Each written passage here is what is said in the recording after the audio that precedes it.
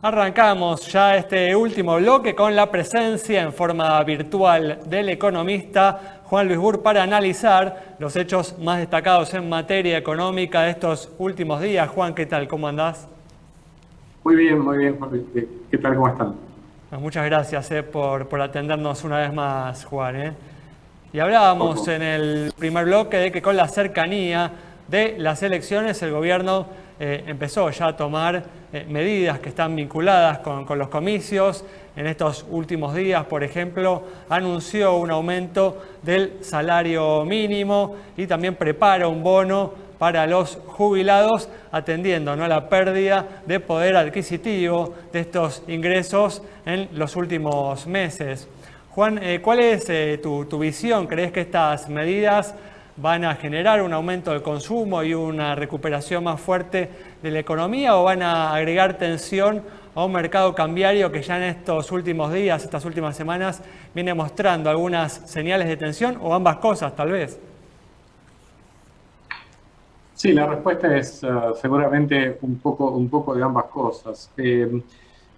Los aumentos de salario mínimo van a llegar al promedio del 65% interanual durante el tercer trimestre, con un máximo del 72% ya por septiembre. Los números son realmente impresionantes.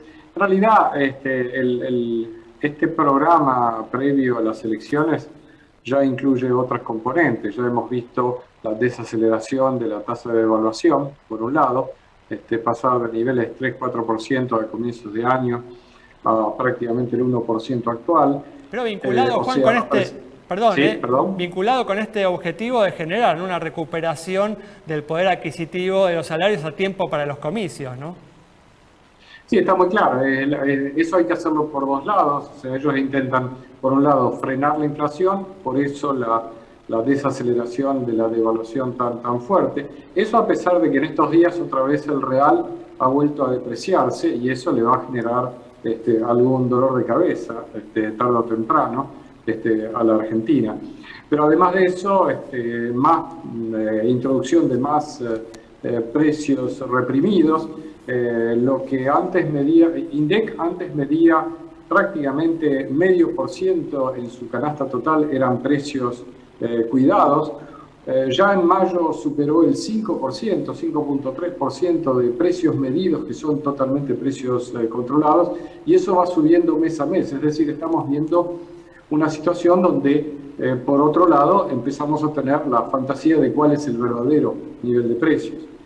Bajar la inflación y al mismo tiempo subir salarios. Por eso, subir salarios o impulsar el consumo, algún adicional para jubilados, los jubilados que cobran la mínima, aumentos de salarios y liberar un poco las convenciones colectivas. Todo un combo bien complicado y bien interesante para verlo de afuera, no de adentro, ¿no? Sin Y en duda. este contexto, Juan, la brecha del dólar, ¿por qué es importante controlarla? ¿Qué se está haciendo en este sentido, más aún con lo que me comentas recién?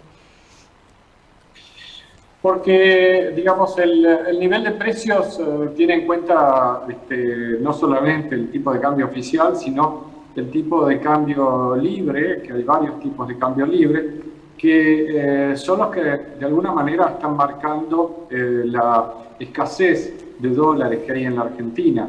Esa brecha ha saltado en los últimos meses y cuanto más se presiona en términos de emitir o de generar una presión fiscal, digamos, con impulso fiscal, mayor la probabilidad de que salte ese tipo de cambio libre y por lo tanto que eso presione sobre los precios. O sea que eso habría que mirarlo con mucho cuidado en los próximos meses. Recién hablabas del Real de Brasil. Por otro lado, Uruguay anunció que tiene planeado negociar acuerdos por separado del Mercosur. ¿Qué implicancias puede tener esto para la región, para Argentina y también en el marco de lo que es mirar hacia otro lado, ¿no? Me refiero a mercados internacionales. Me parece importante porque tanto Uruguay como Paraguay hace tiempo que están buscando, digamos, como los socios menores del Mercosur, tratar de abrirse un poco de esta situación que han definido generalmente Argentina y Brasil. Son países pequeños y deberían tener economías muy abiertas.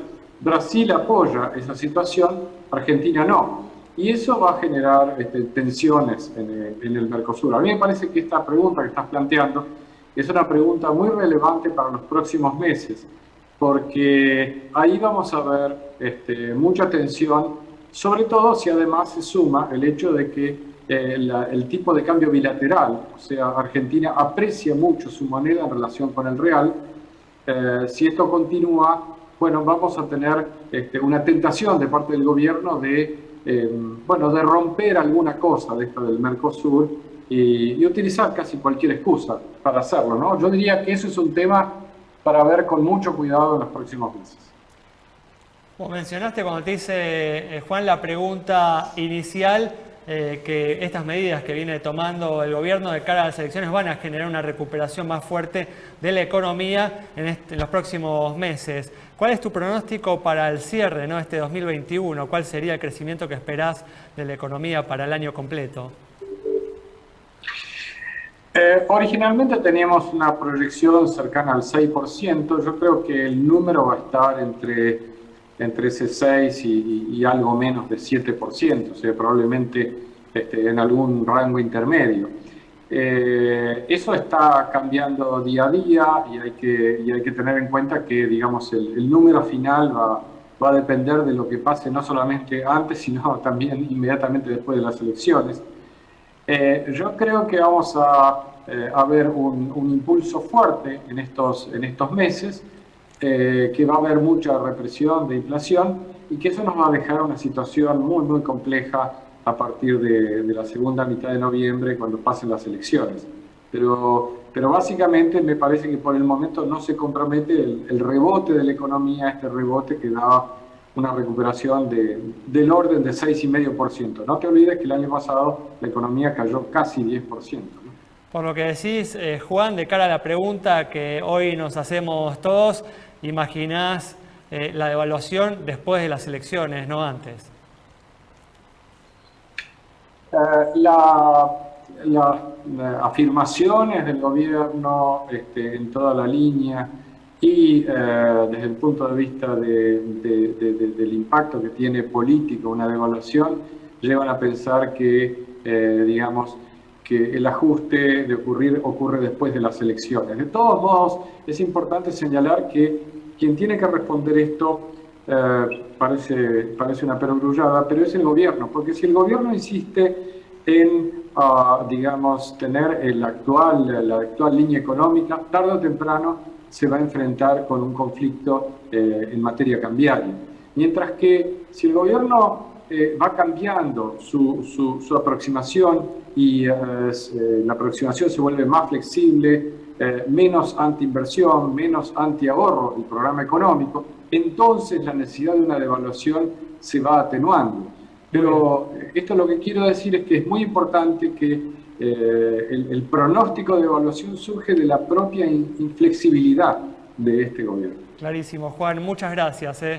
Nos vamos entonces con el análisis del economista Juan Lisburya, con muy poco tiempo, con un análisis de la economía de aquí a las elecciones y más adelante. Nos reencontramos el próximo viernes a las 19:30 aquí en Metro.